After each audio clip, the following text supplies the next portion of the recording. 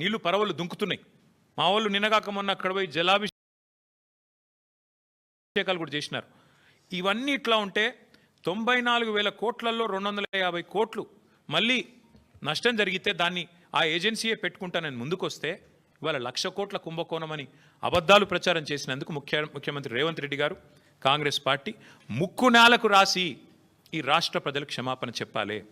ఒకవైపు గోదావరి నీళ్లను వాడుకుంటూ, ఒకవైపు గోదావరి నీళ్లను కాళేశ్వరం ద్వారా వచ్చిన నీళ్లను ఇవాళ హైదరాబాద్లో మూసీకి అనుసంధానం చేస్తున్నామని చెబుతూ, మరొక వైపు ఈ రకంగా చిల్లర ప్రచారం చేస్తున్నందుకు, ఆ కాళేశ్వరాన్ని కేసీఆర్ గారిని బదనాం చేస్తున్నందుకు ముక్కు నేలకు రాసి క్షమాపణ చెప్పాలి అని మేము డిమాండ్ చేస్తూ ఉన్నాం. దీని వెనకాల ఇంకొక ముఖ్యమైన కుంభకోణం కూడా ఉంది. ఇదేదో కొత్త ప్రాజెక్ట్ కాదు. This paper is from 18th May 2023, 18 మే 2023. ఇందులో ఏం రాసిందండి? భాగ్యనగరంలో గలగల గోదావరి. ఇది దేని మీద బేస్ చేసుకొని రాసినారు? 17 మే 2023 నాడు కేబినెట్ సమావేశం జరిగింది పెద్దలు కేసీఆర్ గారి నాయకత్వంలో, ఆయన ముఖ్యమంత్రిగా. 17 మే 2023 అందులో ఏ నిర్ణయం తీసుకున్నారు? భాగ్యనగరానికి, ఆ రోజు మూసీ ప్రాజెక్టు చైర్మన్గా పెద్దలు సుధీర్ రెడ్డి గారు, ఎల్బీ నగర్ ఎమ్మెల్యే గారు ఉన్నారు. ఆ రోజు ఏ నిర్ణయం తీసుకున్నామంటే, కేవలం 1100 కోట్ల ఖర్చుతో, కేవలం 1100 కోట్ల ఖర్చుతో కాళేశ్వరం ప్రాజెక్టులో ఉన్న కొండపోచమ్మ సాగర్. ఇక్కడ ఒక విషయం మిత్రులందరికీ మీకు అర్థం కావాలి. కేసీఆర్ గారు కాళేశ్వరాన్ని ఎట్లా డిజైన్ చేశారంటే, హైదరాబాద్ నెత్తిన, ఎందుకంటే హైదరాబాద్ మహానగరం భారతదేశంలో అల్టిమేట్గా 2వ అతిపెద్ద నగరంగా మారబోతుంది. తప్పకుండా మారుతుంది. ఈరోజు జనాభా 1,20,00,000 కావచ్చు, భవిష్యత్తులో 3 కోట్లకు పెరుగుతుంది. అందుకే కేసీఆర్ గారు కాళేశ్వరం డిజైన్ చేసినప్పుడే రోజుకు 3 TMCల నీళ్ళు ఎత్తిపోస్తే భవిష్యత్తులో మనకు 1 TMC నీళ్లు హైదరాబాద్కే అవసరం పడుతుంది.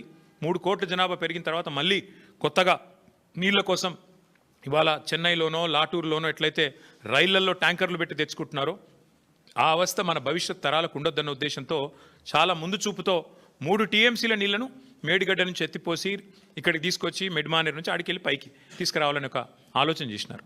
అందులో భాగంగానే ఆనాటి మా ప్రభుత్వం తీసుకున్న నిర్ణయం ఏంటి అంటే, కొండపోచమ్మ సాగర్ 618 మీటర్ల పైన ఉంటుంది సముద్ర మట్టానికి. మల్లన్న సాగర్ 560 మీటర్లు, 557 మీటర్ల మీద ఉంటుంది. మన గండిపేట 540 మీటర్ల మీద ఉంటుంది. అంటే కొండపోచమ్మ నుంచి నీళ్ళు తీసుకుంటే 618 మీటర్లకు వెళ్ళి 540 మీటర్లకు తీసుకుంటే గ్రావిటీ ద్వారానే నీళ్ళు తెచ్చుకోవచ్చు పూర్తి స్థాయిలో. అంటే 618 మీటర్లకి నీళ్లు వస్తే కిందికి పోతాయి కదా, పడవ దిక్కు నీళ్ళు పల్లం దిక్కు పోతాయి కదా.